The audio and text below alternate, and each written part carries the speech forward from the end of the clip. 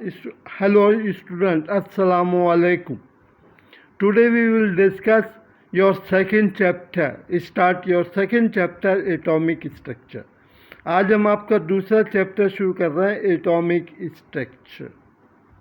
Atomic structure जैसा कि पहले एटम के बारे में ये सोचा जाता था कि एटम एक अनडिविजिबल पार्टिकल है, यानी एटम को ब्रेक नहीं किया जा सकता. लेकिन बाद में ये बात साबित हो गई कि atom can be broken, atom can be divided.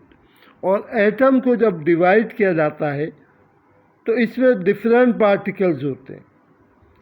3 particles तो ऐसे होते हैं: प्रोटॉन जिन पे पॉजिटिव चार्ज होता है, इलेक्ट्रॉन्स जिन पे नेगेटिव चार्ज होता है, और न्यूट्रॉन जिन पे कोई प्लस का चार्ज होता है ना माइनस का चार्ज होता है, न्यूट्रल होते हैं.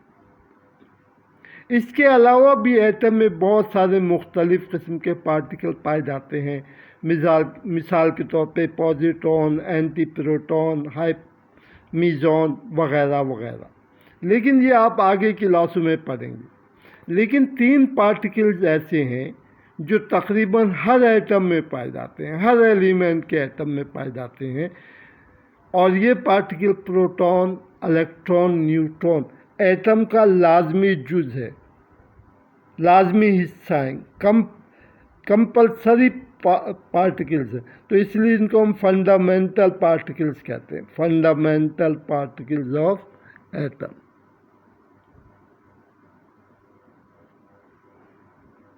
Fundamental particles of atom. तो सबसे पहले हम आपको ये बताएंगे कि इन पार्टिकल्स की डिस्कवरी कैसे हुई, कैसे पता चला कि एटम में इलेक्ट्रॉन, प्रोटॉन पाए जाते हैं और इलेक्ट्रॉन क्या होते हैं. तो सबसे पहले हम डिस्कवरी ऑफ इलेक्ट्रॉन की बात करते हैं.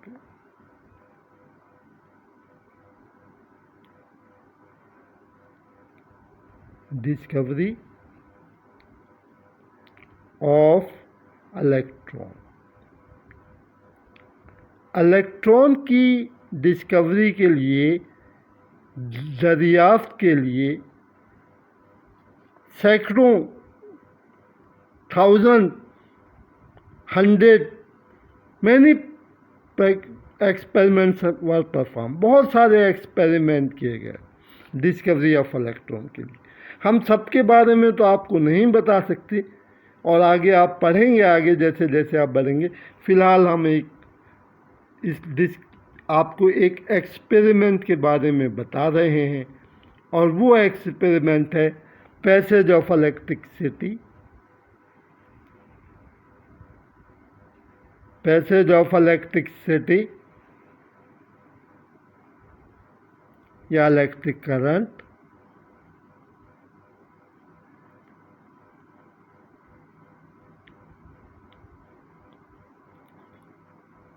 through gases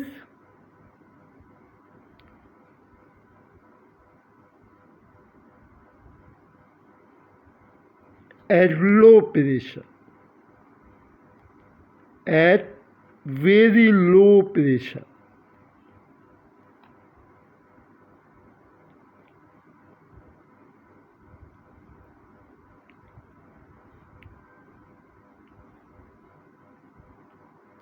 प्रेशर यानी गैसों में से इलेक्ट्रिक करंट पास करना, गुजारना लो प्रेशर, बहुत कम दबाव पर. अब जाहिर बात है गैसों में से करंट पास करने के लिए किसी ऑपरेटर्स की ज़रूरत होती है. ऐसी हवा में गैस में से करंट पास नहीं किया जा सकता. तो इसके लिए एक ट्यूब इस्तेमाल की जाती है जिसको हम कैथोड ट्यूब कहते हैं, जिसकी आप ये फिगर देख रहे हैं. कैथोड ट्यूब, डिस्चार्ज ट्यूब और इसके दूसरे नाम भी हैं, डिस्चार्ज ट्यूब और कैथोड ट्यूब. ये ट्यूब एक शीशे की बनी हुई ट्यूब होती है, हार्ड ग्लास ट्यूब होती है ये. इसके दोनों एंड पर अंदर की जानिब दो किसी भी कंडक्टर मेटल की प्लेटें लगा दी जाती हैं और इसके साथ एक वैक्यूम पंप होता है। वैक्यूम पंप के ज़रिए आप इसमें मौजूद गैस की मिक़दार को बाहर निकाल सकते हैं, कम होते जाते हैं। जैसे जैसे पंप चलाएंगे गैस कम होती जाएगी ट्यूब के अंदर और इसका प्रेशर भी कम होता जाएगा। तो ये जो मेटल की प्लेट्स थी, इनमें से एक प्लेट को बैटरी के पॉजिटिव सिरे से जोड़ देते हैं, इसको हम एनोड कहते हैं, और दूसरी जो ट्यूब है, दूसरी जो प्लेट है किसी मेटल की, कंडक्टर मेटल की, जिसमें से करंट पास हो, इसको हम बैटरी के नेगेटिव टर्मिनल से जोड़ देते हैं, इसको हम कहते हैं कैथोड। कैथोड और एनोड। जब हम नॉर्मल टेम्परेचर पर इस ट्यूब में से करंट पास करते हैं तो हमें कोई रिएक्शन होता हुआ नज़र नहीं आता, मगर जब इसमें से गैस निकाली जाती है और इसका प्रेशर कम होता है तो हमें इसमें एक चमकदार रोशनी रेज नज़र आती हैं।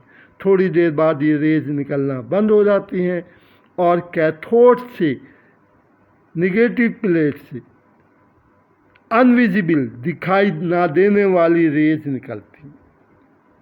आप ये कहेंगे कि when these rays are invisible, जब ये दिखाई नहीं दे रही हैं तो फिर हम कैसे कहते हैं?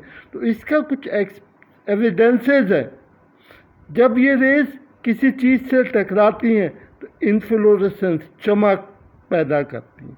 तो ये जब रेज निकलती हैं तो ये ट्यूब की दीवारों से टकराती हैं तो इनको से रेज निकलती हैं, चमक पैदा होती है, इन्फ्लोरेसेंस पैदा होता है।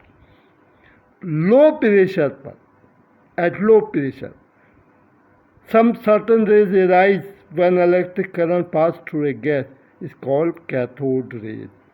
जब गैसों में से कम दबाव पर, कम प्रेशर पर इलेक्ट्रिक करंट पास किया जाता है तो माइनस प्लेट कैथोड से जो रेज निकलती हैं उनको हम कैथोड रेज कहते हैं।